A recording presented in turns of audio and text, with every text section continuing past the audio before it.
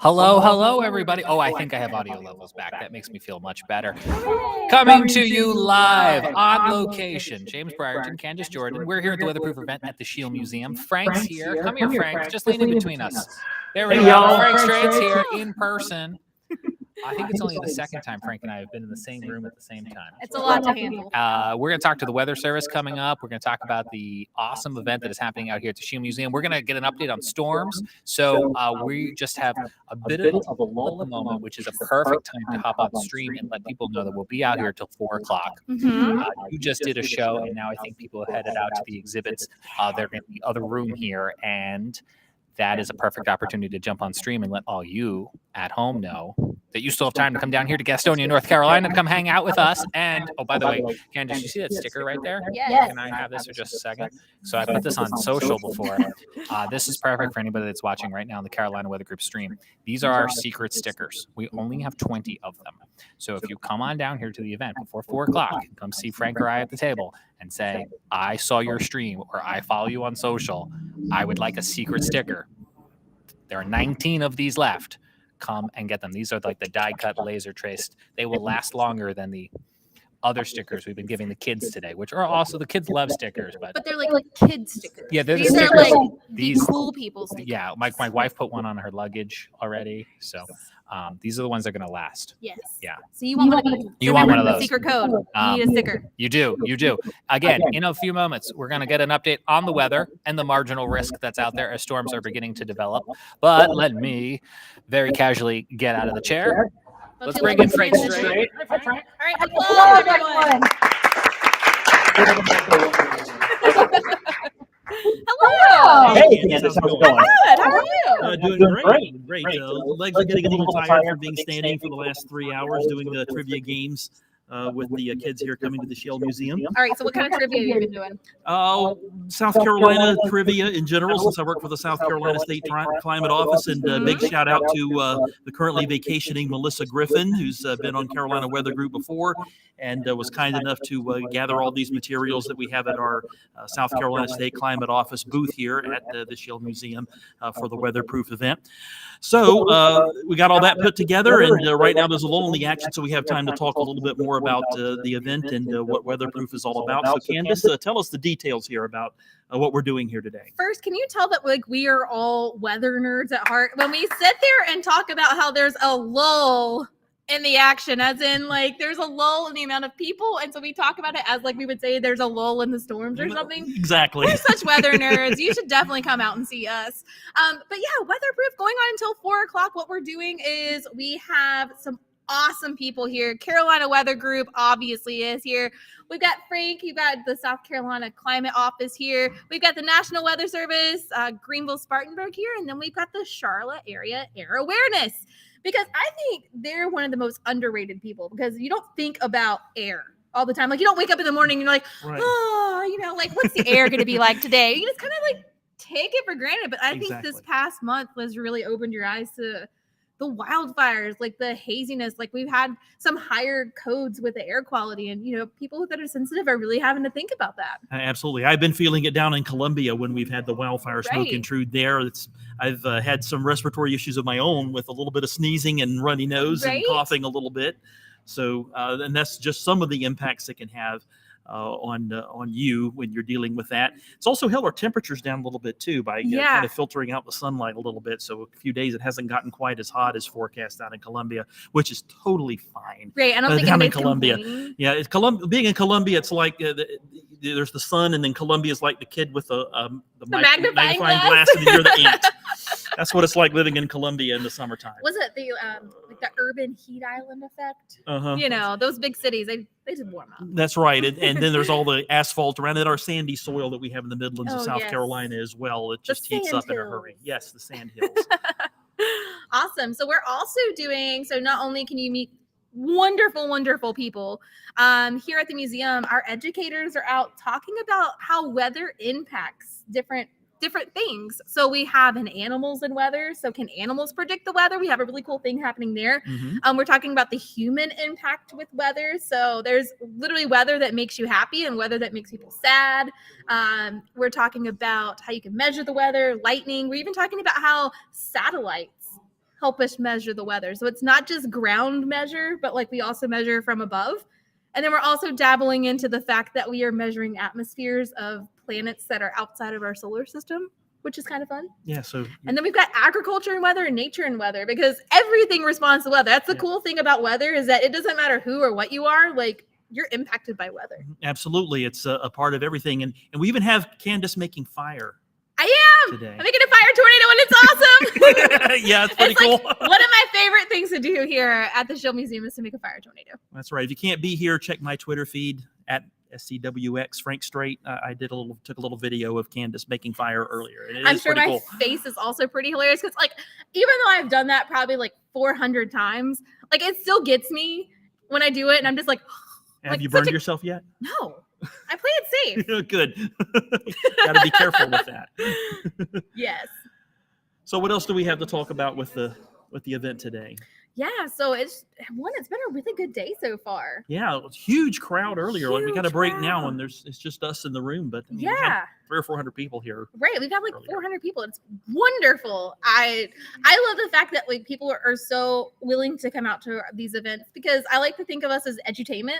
Like I want to make learning fun, and you know, you deal with weather every day, so why not learn a little bit about that weather, a little bit about the people who are behind the weather, because not a lot of people, you know, get to see the faces of, you know, like the National Weather Service and different things like that. So you can kind of put a face to a name of someone who is actually issuing your warnings and such. Right, and absolutely come out and see these National Weather Service folks here, because they are the rock stars of the weather business, and they're kind of behind the scenes, and you don't see their faces every day, but they're all really sharp people, and those guys are working round the clock. You know, they do rotating shifts, and it's a tough, grueling job, but it's 24/7. But they're there for you when you need them, when the weather is a big mess and causing damage and is hazardous and threatening your life and property. They're there to warn you of what's going on, and we all owe them a debt of gratitude for that.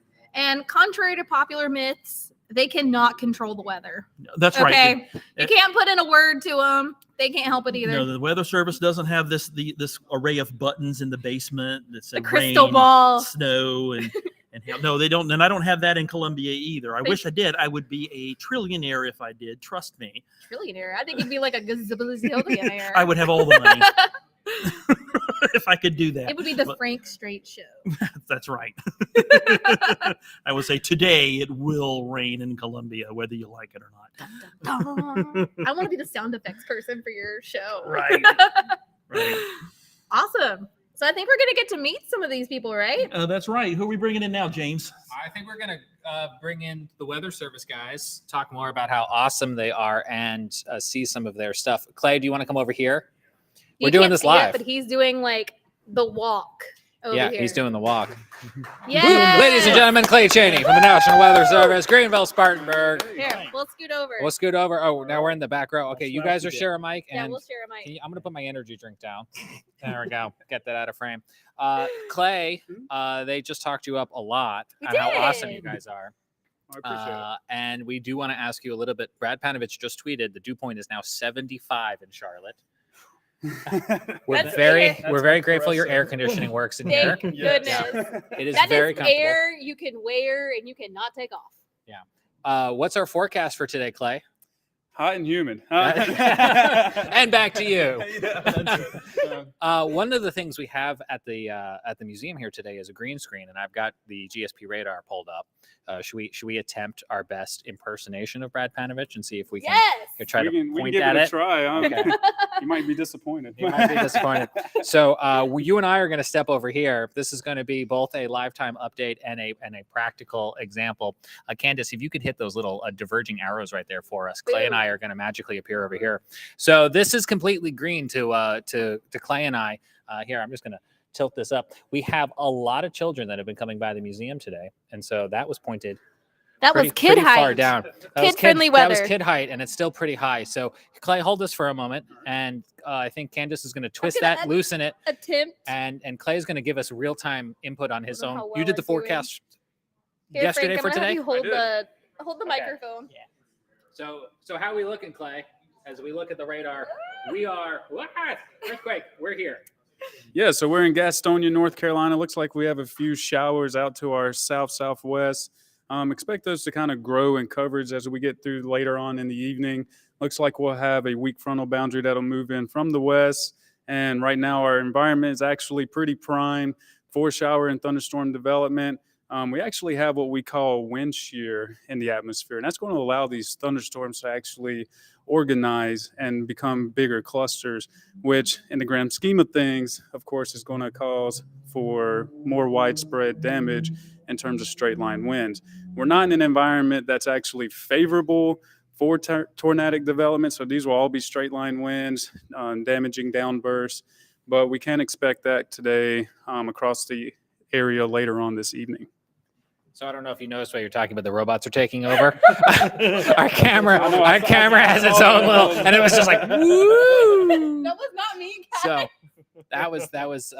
By the way, that was a great job. I know you're not a broadcast med, but I think that was pretty good. Wow, Candice is trying to fix it, and it is so hard, fighting her. It's fighting her. Here, we'll come back over here. You can click the little the diverging arrows up there, and Clay and I will just stand behind you.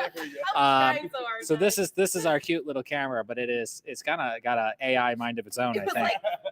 But the kids are having lots of fun. So what Clay just demonstrated, and you at home are probably like, well, the green screen's not filling the screen. We are just set up here in the museum today for the children to come on by. And if Frank takes his laptop and just turns it ever so slightly, you can actually see that green screen back behind us. So this is what Clay has been standing at. And this is what your kids can come out and try. And it's just like what they use on TV. There is nothing behind us, but we've got this giant monitor, just like they would have in a TV studio, where you'll be able to kind of see what's going on behind you. So we are doing some real-time weather tracking out here at the Schiele Museum until 4 o'clock in Gastonia. Clay, can we attempt this whole thing? We are just hanging out with you guys. I'm going to unplug that mouse, and we're going to pick this up, and we're going to walk over because I want to see the stuff that's on your table, Clay. All right. Frank, you want to come with us? Absolutely. Candice, you're obviously welcome too. Yes. I think this is all pretty portable. Don't drop that now. Don't drop it, Frank. You drop it, you buy it. The sun is coming out, which is going to make us a little backlit and also probably help with some of those storms that Clay was just telling you about. This is pretty fun because, Candice, we've been out here for several years now, and we always tape these, and then we turn them around a couple of weeks later. We're just doing it live time. Yeah. And why don't we stand on an angle? So why don't we step out in front so we're not backlit by the lovely sun that has suddenly emerged, so Frank can hold the laptop kind of sideways. Clay, what do we have here, and what are we teaching the kids with it today? Yeah, so this is a Van de Graaff generator. And so basically what happens is with this band, you get those electrical charges that typically you would see in a thunderstorm, of course. And so when you spin this wheel, it activates that band right here. And eventually you get enough electricity to form a lightning strike. You can probably hear it. So once again, I know it's kind of hard to see. Maybe there we go. Let me come stand behind it because I've got a black shirt on, and maybe you can see. Oh, there we go. Yeah, there we go. See it with the black shirt. All right, here we go. Oh, that was a good one. Yeah. So would this be similar to kind of static electricity, like when I rub my feet on the carpet and then I touch something? I would say in terms of actually getting the bolt, yes, it's more static electricity. But the point we're trying to drive into kids is kind of the process of how lightning develops within a thunderstorm. Very cool. And you might see some of that today, depending on where you are. And what do you have here in the soda bottles? Yeah, so this is a tornado in a bottle. Usually what I like to tell people about it, in the atmosphere, you usually start out with a horizontal column of spinning air.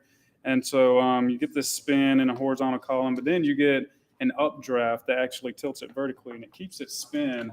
And it actually can sometimes produce a tornado. And so that's another thing we like to try and show the kids whenever we're explaining the process of how tornadoes develop within a severe thunderstorm. And this is something you could make at home.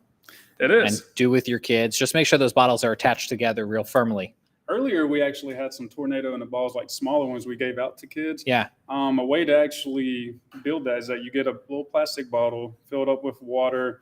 You get some clear Dawn dish soap, and you get some glitter, and you just kind of twirl that together, and you can actually make your own little ones for for the kids and stuff. And that's usually what we do, but we obviously ran out. No, that's very cool. This is something you could make at home. Yes, and I'm going to give you a pro tip with these. Yeah. If yours leaks just a hair, because I've had some of these bought before and they leak a little bit, take a little petroleum jelly and put inside like where you would screw it in.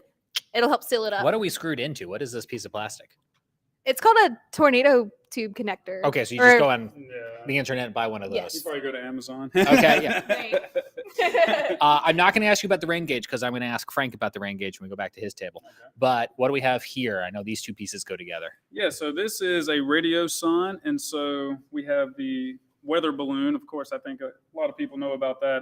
So this radio sun is actually used to measure what's happening above our heads within the troposphere, and that allows us to know what can happen here at the surface. So, of course, this measures temperature, this measures dew point, how much water vapor is in the atmosphere, the wind, speed, and direction with height.